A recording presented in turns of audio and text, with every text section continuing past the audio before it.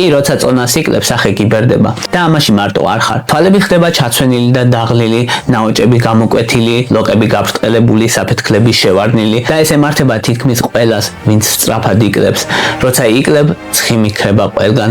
სახე კი აგებულია პატარა ცხიმის ბალიშებზე და როცა ეს ბალიშები იჩუტება, შენ უფრო ასაკოვანი ჩანხარ. ცხიმი ქრება სახეზე და ჩნდება ჩრდილები და გამოიყურები უფრო დაღლილად. ასეთ სახეს ზოგჯერ ოზემპიკის სახესაც ეძახიან. იმისთვის რომ სახე არ დაგიბერდეს კლებისას, ეფექტური გამოსავალი არის ნელი და ჯანსაღი კლება. საკმარისი რაოდენობით ცილების მიღება, რათა კოლაგენის სტრუქტურის რღვევა არ მოხდეს, საკმარისი რაოდენობით წყალი, რათა კანი არ გამოშრეს და კვების სტრუქტურა, რათა კლება სტაბილური იყოს.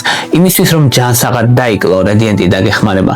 საკვები დანამატი, რომელიც შეიცავს ბუნებრივ კომპონენტებს, მწვანე ჩაის ექსტრაქტს, თეთრი ლობიოს ექსტრაქტს და კოფეინს. ის ამცირებს ზედმეტი კალორიების ათვისებას, ამცირებს მადას და აძლიერებს ცხიმების წვას. წონის კლება გრძელი და მოსაწყენი გზაა. ამ გზის მარტივად გავლაში რადიენტი დაგეხმარება.